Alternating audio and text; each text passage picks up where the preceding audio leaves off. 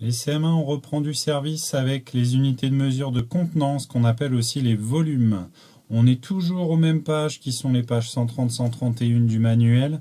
Vous avez un petit point je retiens ici pour vous rappeler le fonctionnement du tableau de conversion, tout en sachant qu'ici vous avez aussi les kilolitres. Kilolitres, on va utiliser plutôt le mètre cube. Alors vous avez en ressources bien entendu la possibilité d'utiliser le tableau de conversion que je ne vous présente plus. L'adresse est dans le programme du jour. Et vous avez aussi la possibilité, si ça fait un petit peu de temps, si vous ne savez plus trop comment ça fonctionne, vous pouvez revisionner cette vidéo qui s'appelle les contenances, d'accord? Pareil, le lien est dans le programme du jour.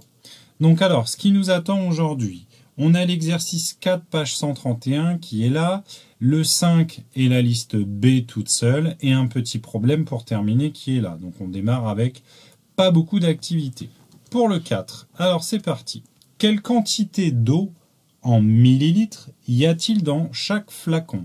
Donc attention, on parle en millilitres. Millilitres, c'est le plus petit sous-multiple du litre qui existe, d'accord? Ou plutôt qu'on utilise nous à l'école.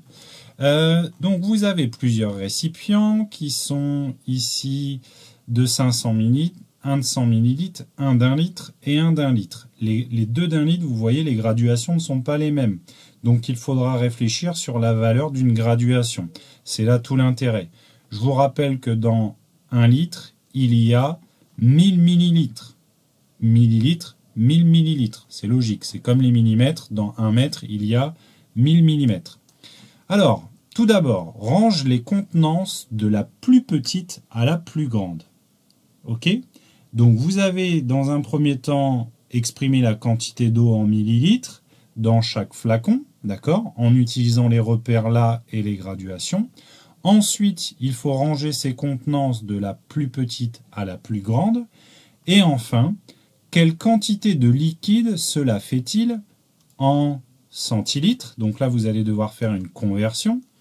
Si l'on verse tout dans un même récipient, c'est-à-dire qu'on prend tout ce qui est là, on verse tout dans un même récipient, combien de centilitres on obtient? Donc je vous invite à bien faire attention, à bien lire, à bien réfléchir sur la valeur de chaque graduation pour arriver justement, là l'exemple échéant, à 500 ml. Une fois que vous avez déterminé la valeur d'une graduation, c'est assez facile de déterminer combien de millilitres il y a dans chaque récipient. Allez, bon courage à vous pour cet exercice. Maintenant, je passe au numéro 5. Convertis les mesures et range-les dans l'ordre croissant. Donc, vous avez deux activités. Je vous conseille de d'abord faire les conversions en centilitres, d'accord, et ensuite de ranger dans l'ordre croissant.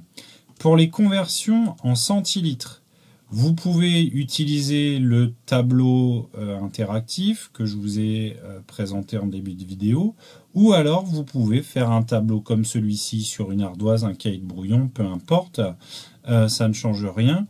L'essentiel, c'est de convertir le litre en centilitres, les 3 litres en centilitres, les 9 décilitres en centilitres, et ainsi de suite, et ainsi de suite. Quand on a tout converti, on range dans l'ordre croissant. Ensuite, petit problème, le problème numéro 11. Alors, Luc est malade. Voici sa prescription. Une prescription, c'est généralement l'ordonnance du médecin. C'est ce qu'il nous dit de prendre en médicament. Une dosette de 5 millilitres. Donc la dosette, elle est là. Si je prends une dosette entière, j'ai 5 millilitres. Et donc, une dosette de 5 millilitres de sirop 4 fois par jour. Donc ça, c'est ma bouteille de sirop qui fait, c'est indiqué juste là, 30 centilitres. OK? Quelle quantité de sirop en millilitres et en centilitres aura-t-il prise au bout de 10 jours? Donc, vous avez une quantité en centilitres. On vous demande, au bout de 10 jours, quelle quantité aura été prise en millilitres et en centilitres? Et question, est-ce que ce flacon sera-t-il suffisant? Donc là, bien entendu, vous allez faire appel à la multiplication et aux conversions. Alors, vu que c'est multiplié par 10, normalement, ça doit bien se passer. Mais avant de multiplier par 10, il y a une étape à ne pas louper. Mais ça, je ne vous le dis pas parce que c'est tout l'intérêt de ce problème.